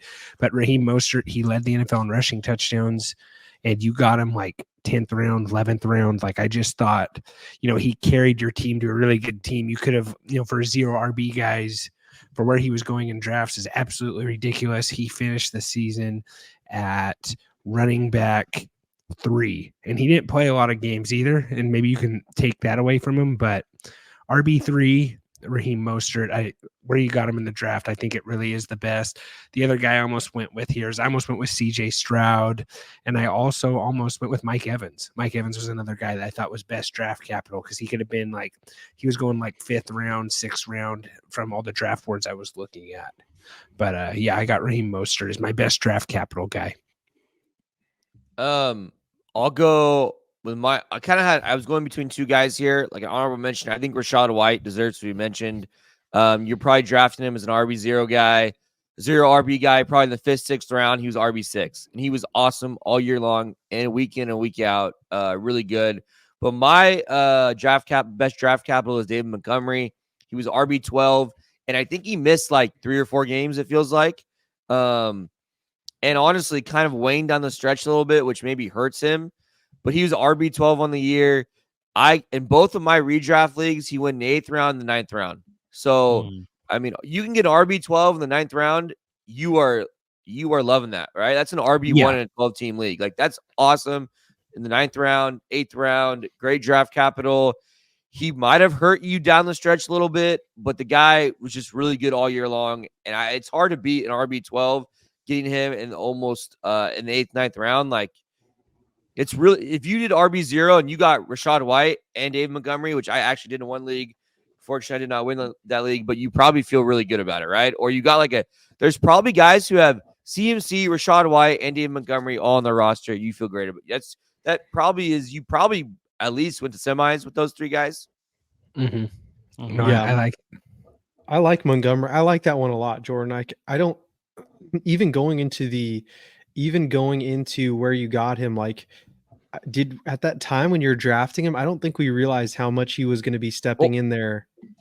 I'll be honest, when I drafted him in my one league in the 9th round, I was like, man, I got drafted David Montgomery, but there's no one really better here. But I was like, maybe he'll be the goal line back, and he was goal line back on steroids, like he literally filled that Jamal Williams role to a T. Yep. Yeah. Yep. I remember we did that one draft in the off season. We did a best player per round draft, Jordan, which was a lot of fun. We'll do that again. And I had him in the 10th round as one of my favorite players. Yeah. And you were you were making fun of me. Then you took him in the 9th, and I was like, I know. And it was like it worked out really well for you. Yeah, no, it did for sure. We'll do that again though next year. All right, what we got next, Phil? Yeah, the next thing. Sorry, I was looking at that, trying to pull that draft up. I was trying to pull that draft up. All right, moving on here. We have waiver wire hero. Jordan, you talked about this guy a little bit already. I'm going to go back to you. You didn't have him as rookie of the year, but you have him here at this award. Talk to us about your waiver wire hero. So Sam Laporta, I have. Seth said something about being drafted. In both of my drafts, he did not get drafted. So yeah, I said that. So maybe you said that. Okay. Yeah, in both of my drafts, Sam Laporta did not get drafted. So I don't think people really were sold on him being like a top 10 tight end, a draft worthy. But dude, the guy was the number 1 overall tight end. So yeah, I just have him as best player. Obviously, like Kyron's awesome, which Trent's going to mention. Puka's awesome, but like I don't know, like I didn't want to go double, so I was trying to go off the board a little bit. And Laporta was tight end 1, so that you probably got in the waiver wire first couple weeks of the year. So I think that's an awesome waiver wire ad, Laporta. Yeah, I think that's a solid one. Oh, go ahead. Guys, today's awards are brought to you by our friends over at Trophy Smack. Remember to head over to Trophy Smack, www.trophysmack.com/dudes, guys. 15% off your whole entire order. Start talking about those trophies in the off season, guys, for those leagues. No better time than right now. Design the trophy, vote on it, whatever you want to do, guys. Trophy Smack has whatever you need. The sky's the limit. Over with our friends at Trophy Smack. Loser awards, participation awards, first place champion awards as well. So, what do we want to talk about yours, Trent? No, I was going to kick it over to you right before you jumped in there. Yeah, just hand it off. Don't kick it, please. Hand didn't get off to you. We're on waiver wire. I have Kyron Williams as my waiver wire. Yep. And that was one that I was like, I missed out on that one. Jordan really pumped him up as a waiver wire ad. I think we're going to dive into waivers a little bit more next year, guys, on our pods. But I think Jordan really said, like, hey, this guy's really good. Like the week, it was a Sunday night before we really knew what was going on. And I didn't go quite in on him like I did with Puka. I still was, Puka struck, like all about that. So I didn't go in on Kyron Williams. That's probably my biggest letdown. I think Kyron Williams, guys, won leagues. I think a lot of guys with Kyron, you made playoffs, you won your league because he went on fire. And you did have really to endure. You had to endure that stretch though, where he didn't play. It was, but man, he was good and he played. Real good. He was running back 4. And how many games did the guy even play? He in half point PPR, I think he was running back 6, but he actually missed 4 games. He missed 4 games. He missed four full games, but he ended 5. the season. He didn't play week 18, so like 5 games. Yeah, you're right. And he ended the season with 12 rushing TDs and 3 receiving TDs. So Trent, I'm gonna salute you, my friend. Yeah. Trent also took the easy way out in this award for what it's worth. Like it's the no-brainer. Kyron Williams. It's fresh in my brain because I lost to Kyron Williams when he caught 2 TD passes and a rushing touchdown in that championship. Like, no, he was for sure. Yeah, so good. What do we got? What's Seth? Yeah, we got to move over to Seth here. Seth, let's hear about your waiver wire. You got Puka here again. I think this one could probably make it a little bit quick. Yeah, I'd say Puka again because I think I don't like giving the award twice, but I really think he was the best rookie. But also if you got him on the waiver wire, like I said earlier, it completely changed your team, made your team from bad to decent so you're not getting last, good to great, and great to the best team in the league. So that's why he's the waiver wire hero, because I think he made the biggest difference. I think that and Kyron Williams are probably right next to each other, but I think I slightly lean Puka a little bit more. So one honorable mention, because I just talked him up so much when he was when Chubb went out. I think Jerome Ford is worthy of this award too. I think if Kyron isn't there, I think Jerome Ford's probably one of the easier choices as the running back waiver wire guy. He was a top 20 running back. So it's not easy to get top 20 running backs off the waiver wire. And he did that in probably, I guess Chubb went out early, but Ford also missed some games too. So I thought Ford's worthy of at least a mention for that award. Yeah. I think this was the first year that if you went into playoffs with a bunch of fab in your pocket, you weren't happy about it. Yeah. You know what I mean? You want to spend that fab early. That's just advice to myself. This was the first year I hung on to it. And what do you are those defenses you stream really going to win it for you? I don't know. I wish I would have went more aggressive earlier on is what I would say. And I think I'm going to go back to that too next year. You just don't ever really know. But what do we have next, Phil? Yeah, we have stream of the year. And I am a little bit disappointed in you guys. It's a graphic. Take a look at the graphic. I'm sorry. This is slightly inappropriate. But can you guys guess who I'm disappointed you guys no one left on stream of the year? Or one guy who should have been mentioned. Maybe he's an honorable mention. Just take a wild guess. No idea. For you, he's a QB. He's a QB. You're gonna say Russell Wilson. Josh Dobbs. Yeah, I know he deserved it. He just did. He also led the NFL in interceptions. The 2 times that I streamed him, I think he had a combined 5 points. So he's not stream of the year. In week 2, 25 points. Week 3, 17. Week 4, 23. Week 8, 24. Week 9, 24. Week 10, 25. And then he died. 17. Yeah, because he's I mean, but here's the thing. He literally died, Phil. Jordan, come on, Jordan. We also have Joe Flacco on there. We have Raiders defense. I'm sorry. Jordan, you put Raiders defense. I'm going to tell you why. I would love to hear right now. Okay, let's hear Raiders defense. I'm going to put you on the clock in about 3 seconds. Wait up. This Jordan's not even the Jordan I know. Whoever took Jordan, whatever happened to Jordan at this basketball game tonight, I'd love to know because he has CJ Stroud for an award and he has Raiders defense. So you have the floor, Jordan. Jordan, week you four- have week- the floor. Week 14, you want to get into playoffs. Guess how many points? 12 points for the Raiders defense. You keep it rolling. Week 15, 25 points in your first round playoff game. In your semifinal game, they roll around and get you another 21 against the Chiefs. If you were bold enough, like not like me, I kept them around, then I dropped them in the semifinals. If you were bold enough to keep them against the Chiefs, 21 points. Now I get it. They flamed in the championship, but they were also playing like Indianapolis, like, could have been a little bit better, but like they did flame in the championship. But those 3 weeks in a row by a defense, back-to-back 20-point games in the playoffs, that's huge, man. That's ultimate defense, streaming defense.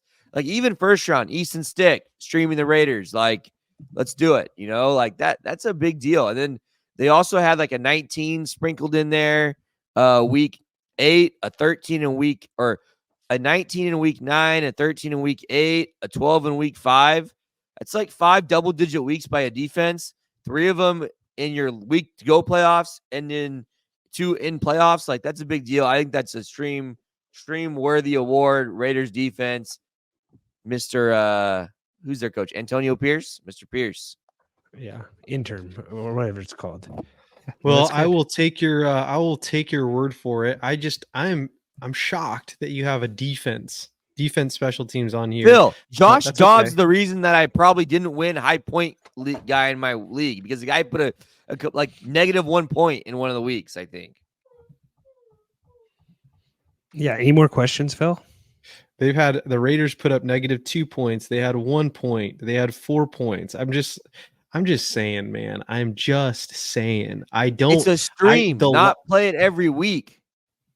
That's what I'm saying about Josh and Dobbs. I streamed Josh Dobbs, and he got negative points, Phil, I think. Maybe 2. Yeah, you're talking about a specific situation. All I'm saying is, if we're talking, you just used your own argument against yourself. Josh Dobbs on a week-to-week basis was lighting up the scoreboards for QB. Like, there were weeks when you were struggling to find a QB to play that week because quarterback play has just been so bad. You plug and play Josh Dobbs and he goes off, and we're talking about the meat of the season. Sure, we need a guy in the playoffs. Sure, we need a guy in the championship. Meat of the season, a guy who's going to get you into the playoffs. And you're here turning your back on the guy, putting in a freaking Raiders defense, special teams. This makes me sick. What percentage of championship winners you think played Josh Dobbs at all this year? And what percentage you think of them played the Raiders defense in one of those playoff weeks? That would be a wild stat, but he probably has a good point right there. But we're kind of a Dobbs pod. But yeah, Dobbs sucks. Move on. All right, Phil, stay in your lane, stick to the hosting. Move on.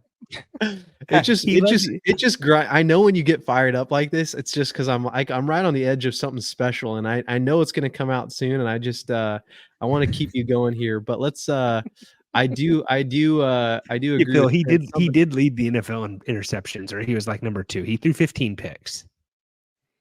Yeah. Something happened on the drive northbound on the 99 to Jordan, entering in a Raiders defense here. But did you get teed up tonight, Jordan? No, I wish I would have got teed up. Maybe I feel better about the night. Let's go. Move on. Seth, who's your stream? No, Jordan. Hold on. It was a stream. I'm going to let Seth say the stream. Seth, go ahead. So my stream of the year is Joe Flacco. I don't know if this is like maybe me just like living up the recent hype of him, but man, maybe it's just been because he's fun to watch, but like he's actually put up like good points and like the weeks you could have played him. And I think it's pretty consensus now that like quarterback play was like kind of on the down this year.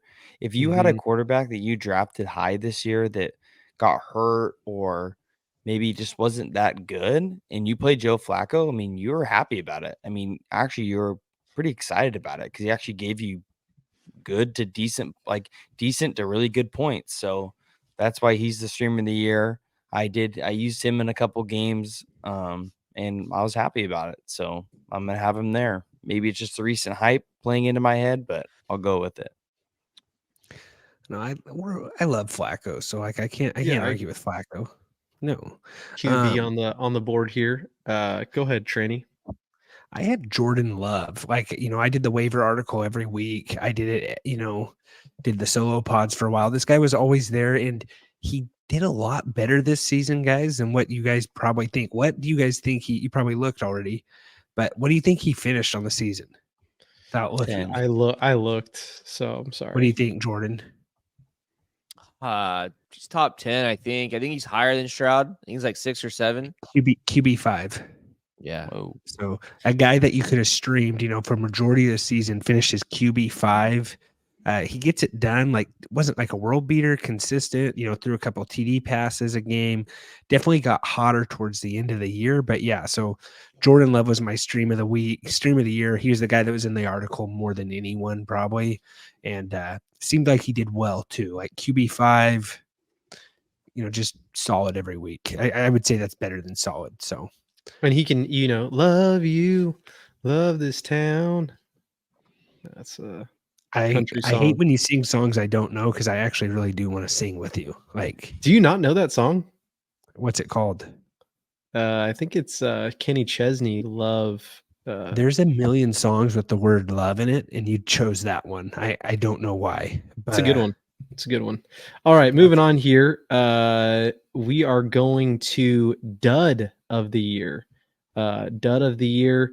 I think it also can play into biggest frustration of the year. I know we have those in two separate categories. Frankly, I'd probably want to put those two together, but it's entirely up to you guys. We just name them both off when you come to us. Let's You can give 'em both name off. them both off. Is that all right, Trent? I know you're pretty particular with how you like to do things here on the pod, and I think we should just name them both off.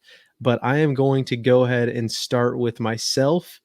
And my biggest frustration, I think a lot of people's frustration, I just put Bijan on there. I just put a quick one in there. I think a lot of people would agree with that. I probably could have said Arthur Smith as a biggest frustration here. I know we didn't put a coach on there, but I'm going to go ahead and say Arthur Smith. And then I'm going to move on to Seth, who has two guys here. And I think one may hit home with Jordan.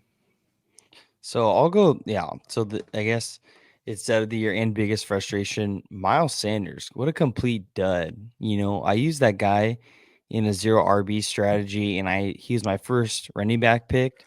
Talk about a guy who just completely fell off the stinking map. Like, this guy even going to be playing football next year. Like, I don't know. Like, he had a great year at the Eagles, goes to the Panthers, does absolutely freaking nothing, gets replaced by Chuba Hubbard, and just falls off the map. So, anyways, done with you, dud. But my biggest frustration, I think, is in a dynasty. I picked Trevor Lawrence. Maybe that's just because we've become like an uprising Jagpot a little bit because of Jordan, and also and the like swimsuit attire. yeah, mostly because of that. And we like the Jags are fun to watch, I will say. And then at the recent end of the year, like we were just kind of like pulling our hair out, like what is going on? What an absolute dumpster fire. And Trevor Lawrence, like he has these really good moments, but then he has these moments where he just looks like, I don't know, just looks bad, man. He just looks like, I don't know. I don't even know what to say. It's just like terrible, and I don't know if I'm happy I have him in this dynasty league now, but I mean, hopefully that gets turned around. But I think that's not necessarily a dud. It's just more of a frustration because I think we know his potential and we know what he can do, but he just is not there, or maybe we'll never get there. I don't know. Seth, you sound like a disappointed father when talking about Trevor Lawrence, and I know that I've had many of those conversations. Actually, those conversations have been had at me from my father to me. But I will kick it over to Trent, and let's hear about yours, Trent. I have DeAndre Swift as dead of the year because I just got hounded in the offseason for not having him higher on my draft boards, and he just wasn't kind of. I think you guys ended up changing your tune on him when it got closer because Sirianni was so annoying with the whole everything of who the running back was, and I think that kind of made it not as bad. But for a while, I was really watching, DeAndre Swift because I got ridiculed so much for him, and he had some times of brightness where he was pretty good, but I don't know if there's a lot of DeAndre Swift guys out there that won their leagues. And then biggest frustrations just got to be Tony Pollard for me.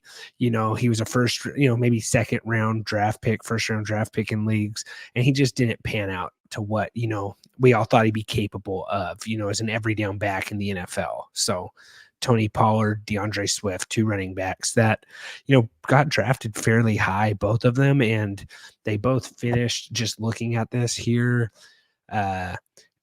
So Tony Pollard finished as RB16 and DeAndre Swift finished as RB23. Like, you're not happy with either of those guys on your team. So No. that's my dud and my frustration. Jordo, let's hear it, my guy. Yeah, so I got Damian Pierce as my dud of the year. Just wasn't very good. I know he got hurt, but even when he got hurt, when he came back, Devin Singletary kind of took that job, and Devin Singletary was really, really good. So I don't know exactly where Damian Pierce, I think he was probably third, fourth round pick in most drafts, maybe a fifth round pick, somewhere in there. But I got Damian Pierce as my dud of the year. And then my frustration on a lot of different levels was Calvin Ridley. He had over 1,000 yards, 8 touchdowns on the year, but it was just so up and down. I think there was a ton of weeks where he killed me on prop betting. Just as a Jaguar fan in general, was very frustrating. I think George Pickens was also an honorable mention for me and most frustrating. Very similar to Calvin Ridley in the fact that it was very boom or bust, and that's just really frustrating. So Calvin Ridley most frustrating for me, and Damian Pierce my dud of the year. And Calvin Ridley, I believe, dropped 8 touchdown passes this year. I don't know if he dropped 8, but he dropped a lot of passes. Ian Howard, what is it? Ian Hartitz. Yeah, he said he dropped 8. Yeah, I mean, I would. He did a video of all of them. So it's not. And I think Mahomes. Did you see that video on Twitter? Also, it was 2 minutes of drops by Mahomes receivers. Yeah, TD drops. So Lawrence could bounce back pretty well if those wide receivers weren't as good as what we thought they were. Like Christian Kirk was the most sure-handed guy on that team. And that's not what they got him for there. So all right. Do you want me to move on here or go ahead? Let's move on. So moving on here, playoff hero. Trent, I really like yours. Let's start with yours. Okay, playoff hero. I have for mine. I have David Njoku. I just looking at his stats here. He had 1, 2, 3, 4. 1, 2, 3. He had 4 straight double-digit games here in playoffs when he needed him a lot, and you might have been able to have got him as a free agent in those times.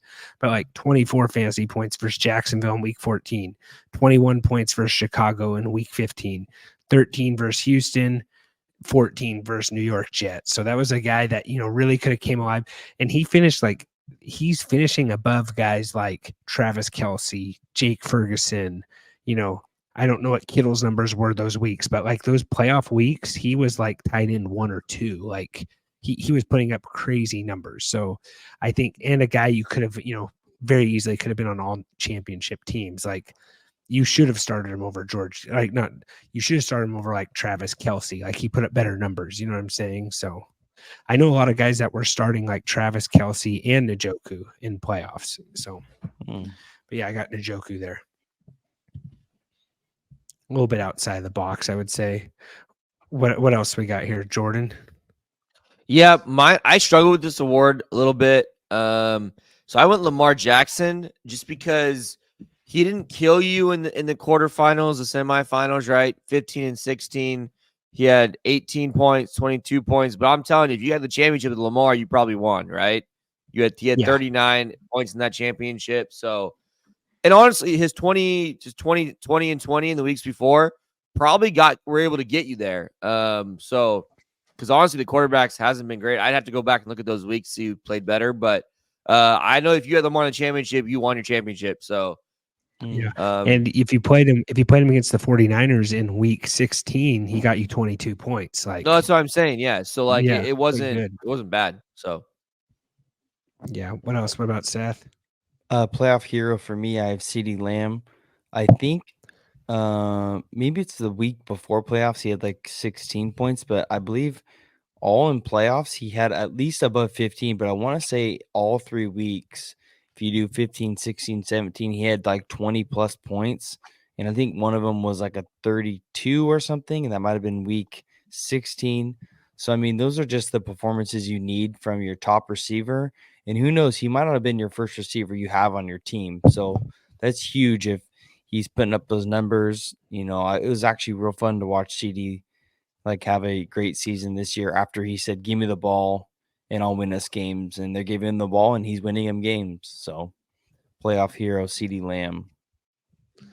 All right. What we got next, Phil? All right, we have a contested category next, and it's Diva of the Year. And frankly, my name's been thrown. That's a great photo.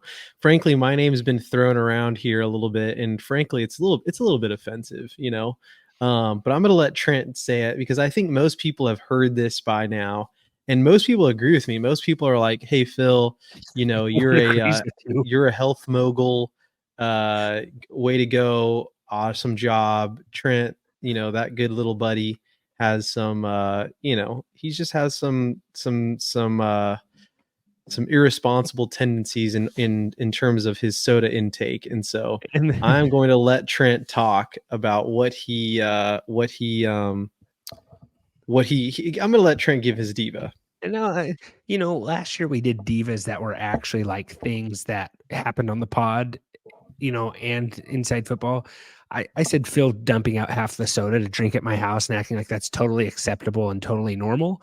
Just thought that should be addressed again. But my other diva of the year, I'm going to go with DK Metcalf. You know, the guy's hitting people in the back, getting in fights, talking sign language so he can talk more trash. Like, it's just silly stuff. It's kind of annoying. Like, I know Phil like absolutely loves DK Metcalf, and this probably makes Phil more mad. This makes Phil more mad than, you know, actually his soda take. So yeah, Stupid. DK Metcalf. I just had to do another little jab right there. Like, got you here, you know, like I don't care.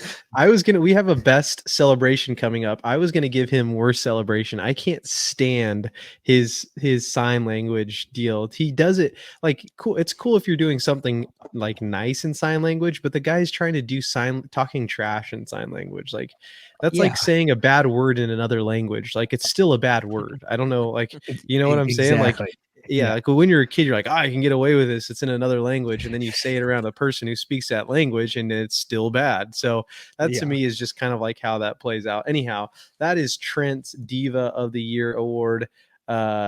Jordan, let's go into yours. I know you I thought you were going to say Urban Meyer again this year. Weird.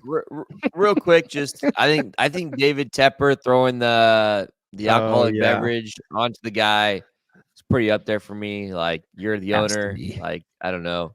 Yeah. I just short and that. I think David Tepper's Diva of the Year for me.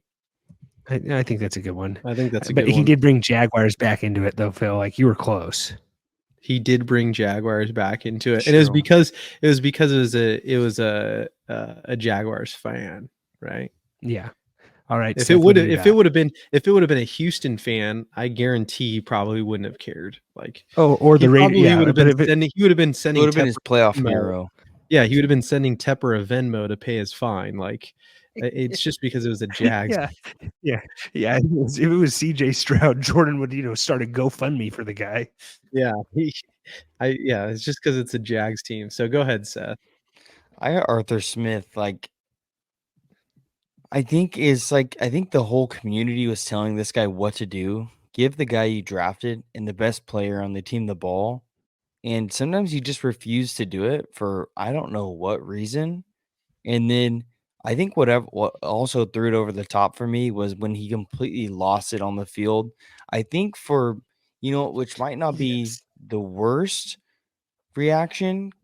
I actually think it's like not, I won't want to say it's an okay reaction, but it's understandable because of what happened with the whole James Winston situation.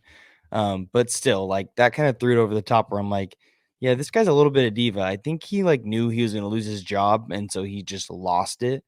But yeah, like, it just, the whole season just made everyone mad. So diva. He was mid. I want to, can I give my diva really quickly? Yeah, go for it. I have Okay. 2 actually that I think are probably a It's in lot the better middle of than your any ones that computer you screen. guys just. I'm sorry, what? It's in the middle of your computer screen. I'm gonna give a 2 divas here, and I think they're a little bit better than you're so dumb. Better than anything that you guys have said. And here's the first one. Fines for NFL football players Yes. actually doing their jobs. Like, hey, let's find a fullback for blocking on a run play or a passing play or whatever it is. I think that is a major diva of the of the year. The second thing that I have is the amount of times we had to go through a football game and be told about Taylor Swift and just hearing about that, or someone accidentally spilling nachos on Tyreek's wife, or someone stealing the ball from Kyron's mom. Like, I go to a football game. I watch football games to just completely just enjoy the football game. I don't really care about the pop culture behind it, and I just want that to come back. Like, football used to be a game where we could just kind of veg out and enjoy some hard-nosed football. Now I have to, pop culture is sneaking into a game that I love, and that is a big diva for me. I don't know if you guys feel like that. A lot of you guys here on this podcast are really pop culture-ish. Jordan popped his collar before he got on the pod. Trent was drinking that pink drink. Seth, you're staying strong for the most part. But milkshake. No, I just, I agree with you, Phil. I miss my dad's NFL. You know what I'm saying? Like, I yeah, miss. Now we have to worry about like Taylor Swift coming up on the screen. When we were kids, we had to close one eye because there were beer commercials on, and they only had to be half as bad. So it's yes, just like correct. totally different. Like, it's just it's not going the right direction. You know what I'm saying? Like, It's give me some beer commercials that I'm gonna laugh at, have a good time, and take away Taylor Swift. And I don't know. And how about let's not advertise for flag football. I don't care about flag football. I'm I watching simply do padded not. football, tackle football, because that's what I want to watch. I'm no interest in flag football. Sure, if you're a Thank little you, kid, Phil. play flag football, but when you're able to throw those pads on, let's play some hard-nosed tackle football. Fair. All right. I'm probably said way too much there about divas. I gave all 3. That was All probably right, the moving on best here. thing you've ever said on this pod in the last 3 years. So you're welcome, or thank you. Yeah, whatever. All right, best celebration. I'm talking already. I'm just gonna give the best celebration. The Dolphins oh man, that is, Whoa. I know, what is this? Trent, that's such a weird photo. That might be the weirdest one of them It's all. realistic though. You don't think that's weirder than Seth's stream of the week of him, peeping No, yours outside on that? that's way rain? weirder. That is, yours is weirder. But my favorite is the Dolphins did the roller coaster. They did the roller coaster. They buckled in, the guy put it down all of the straps, and then they hands up to the side, to the side. It was very creative is what I'll say. Miami does a lot of good celebrations. That was my favorite. And then I'm just going to go in terms of some of my favorites here. We have 2 that are exactly the same. So I'm going to go with Trent's. Okay, what did I have here? I got Raiders post game cigar. I thought that was a really good one. The guy smoking in the locker room. Maybe you could say that's more of a Joe Burrow thing, but the Raiders were doing it after every win. Thought that looked cool. I am not. You are not an encouraging advocate of smoking. smoking, though. Thank We you. are Okay, not an advocate of smoking, but we are looking for more sponsors. The other thing I will say though is the Jameis Winston celebration's right up there too. Like him scoring that touchdown at the end of the game when they're supposed to kneel the ball. That's got to be honorable mention for one of the best celebrations. Like that was really good. I love that. Then that led to the Arthur Smith, yelling at him, all that good stuff. But yeah, Raiders smoking in the locker room. That's the best celebration maybe of all time. Like they're doing it after every single win. Jameis explaining why they did it is probably the best thing that's happened to the NFL all year. So you don't. So you're disrespecting the whole team then. No, okay. No. It was a team decision. So And then he's like, well, it's 41-17. Like, how much more embarrassed can you get? It's like, dude, someone take the shovel from this guy. The first 41 points didn't embarrass you.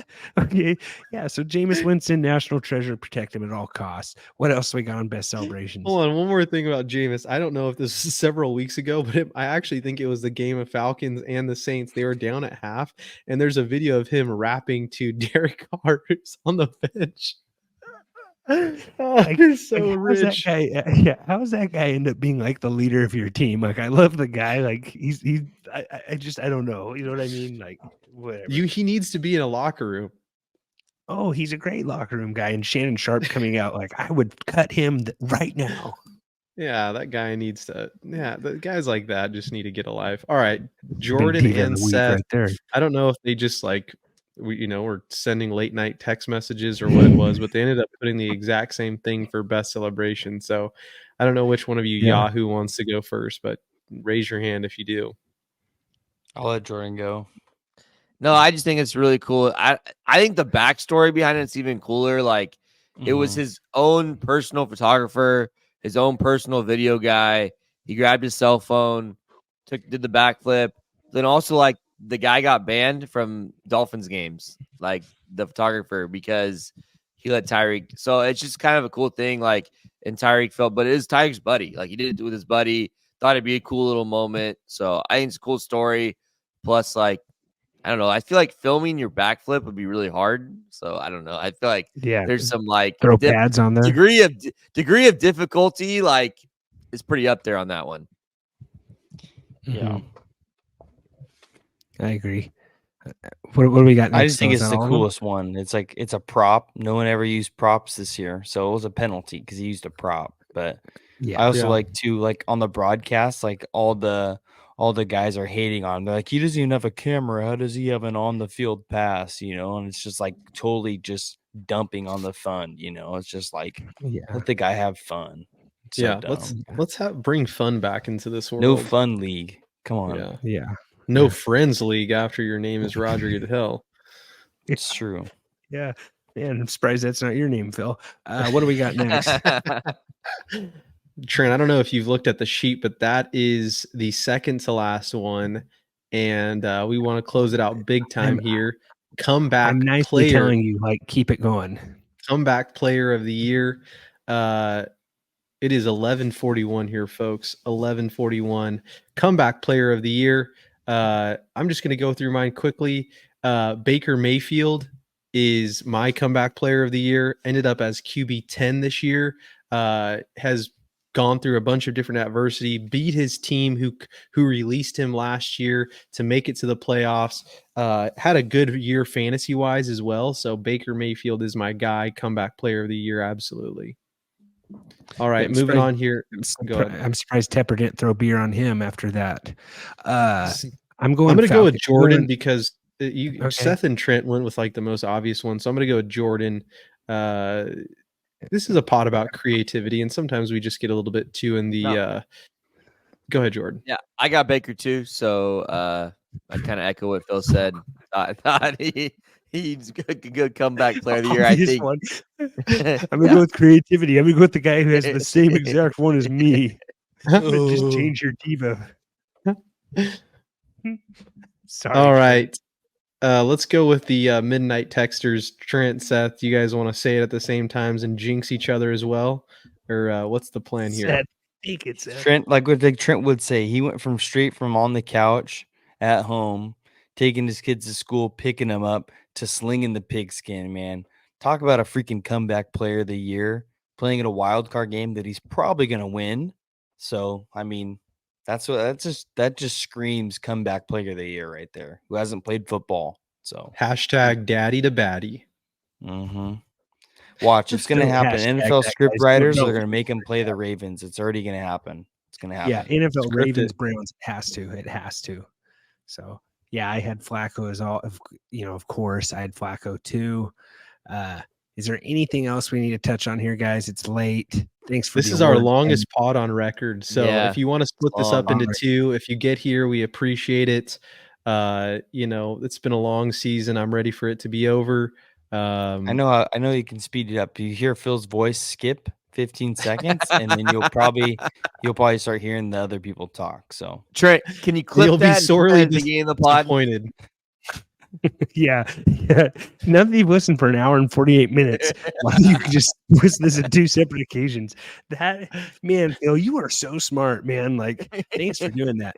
Hey, guys, we will see you next Thursday, as always. Remember, don't be rude. We're the dudes. We'll be previewing the playoff games, talking some NFL talk, just some good old football talk, guys.